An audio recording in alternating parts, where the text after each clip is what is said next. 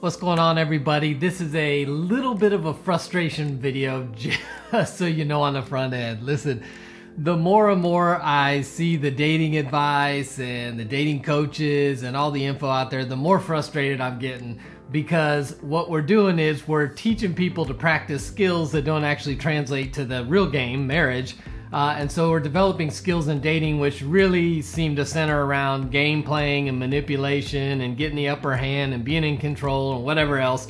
And then those don't translate to a healthy marriage, and we wonder why marriages aren't working. So this video is real simple.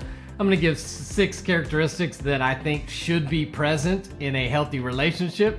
It's pretty simple, and we're going to go through them so you can evaluate whether these are present in your relationship. And if you're not in a relationship, maybe these can be the foundational elements you're actually looking for.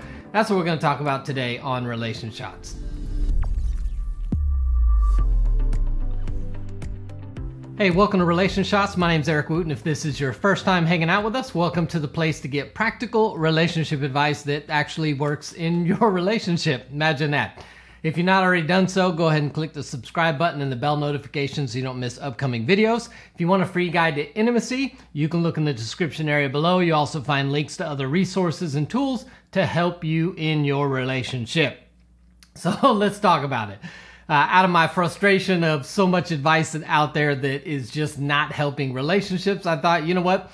There's some things that are pretty simple that should be evident in a healthy relationship. So I'm going to go through 6 characteristics that I think exist in healthy relationships. These are kind of guardrails that should be in place in your relationship to make sure they stay healthy. We're just going to bounce through them real quick. Number 1 characteristic is love. And I'm not talking about a feeling. I'm talking about unconditional, sacrificial love. I've done a whole video on this. You can check out that video on what it really means to love somebody. But the kind of the foundational characteristics of love are, number 1, the person actually cares about how their emotions and actions impact the person they're in relationship with. That's part of love. Number 2 is you're actually thinking first of the other person. You care more about their well-being than you do your own well-being. And number 3, you care about them being the best them, even to the point that you have to have difficult conversations with them because you care more about what's best for them than sometimes they do. That means sometimes if there's an addiction, there's got to be an intervention. Sometimes you got to speak hard truth in love because that needs to happen in a relationship. But those are all marks of love. And love, when I say love, not a feeling, love, unconditional, sacrificial, selfless, interacting with the other person should be evident in a healthy relationship. That's number 1. Number 2 is honesty. And I know nobody's going to go, oh, dang, I really wanted a dishonest relationship. But there's levels to this, right? I think we would all agree that deceitfulness, dishonesty, lying is not healthy in a relationship. But there's another level below that where a lot of us in relationships are not honest about many of the things in the relationship because we don't know how to interact and be honest about them. So we're not honest about our feelings. We're not honest about disappointments, hurts, anger, desires, likes, dislikes. We can't talk about the sexual relationship. So there's a lot of areas of the relationship where we're just not being honest because we want to avoid conflict, because we have fear of maybe losing a relationship, whatever it might be. And so we've got to be honest about the aspects of the relationship. Now, remember, when we're being honest, the truth needs to come with a little bit of grace so it can be received. But here's the other piece. If you want honesty in your relationship, you've got to be willing to create an environment that rewards honesty. Sometimes we make the other person pay when they bring us some truth that we don't really like, and all we're really teaching them is don't bring your truth to me because I'm not hearing it, and then we wonder why the person we're in a relationship with is not honest with us. We've got to reward that honesty. So number 2 is honesty. Number 3 is faithfulness. This is another one where I'm not just simply talking about don't step outside the relationship. Yes, we need to be faithful with our bodies, and I think it is a good characteristic to say I'm committed to this relationship, which means I'm not carrying on other relationships. But faithfulness is also about keeping your word. It's about following through with things. It's about your spouse or partner knowing that they can count on you to do what you say you'll do. Most relationships where there's broken trust is not simply because of some big catastrophic event like infidelity or lying about something big. Oftentimes it's the little moments where they don't follow through on their word. You don't feel like you can count on them. And over time that builds it up. So we want to be honest with our bodies, stay faithful.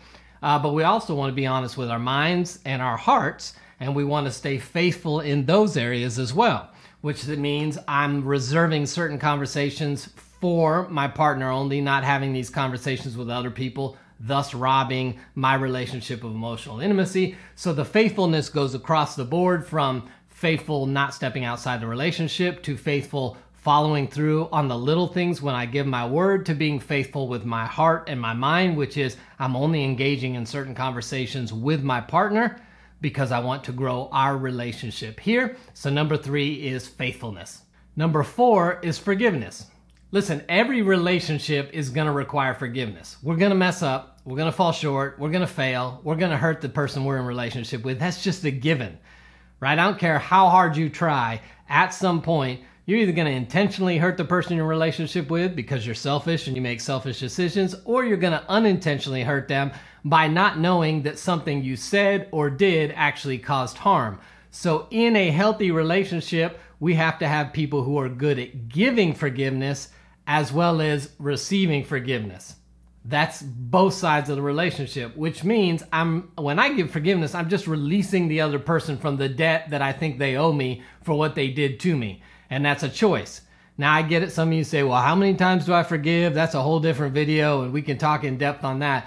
But we have to be willing to extend enough grace to the person we're in relationship with.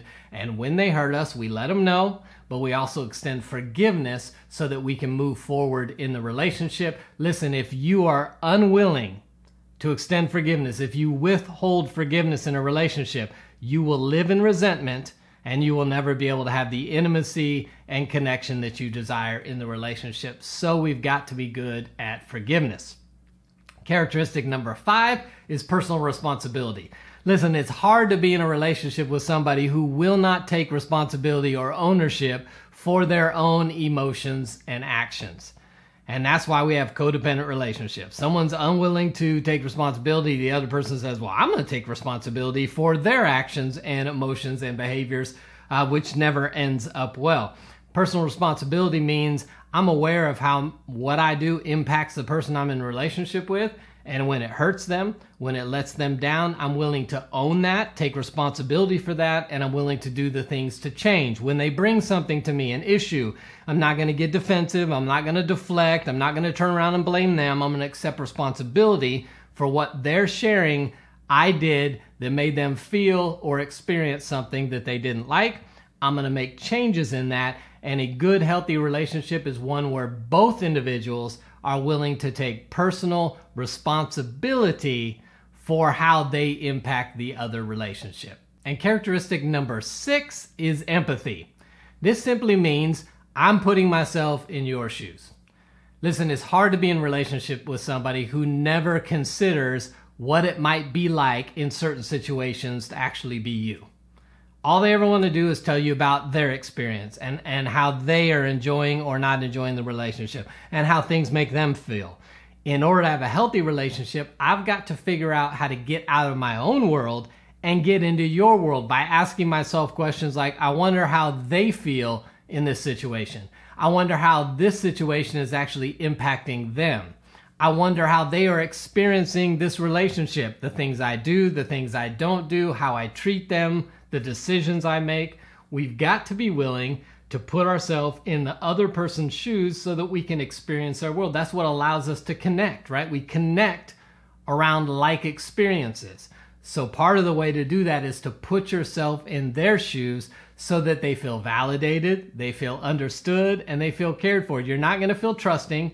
You're not going to feel cared for if the other person is unwilling to empathize with how you might be experiencing the relationship overall and just every interaction that you have with the other person. So there's 6 characteristics that I believe should be present in a healthy relationship.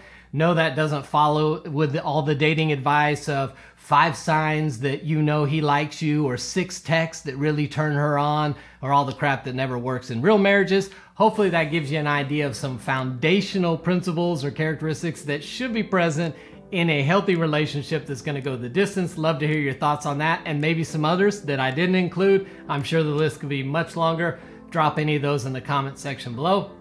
If there's anything else we can do to help you in your relationship, check out the description area below. You'll see lots of links and resources. And until next time, I'll see you right back here on Relation Shots.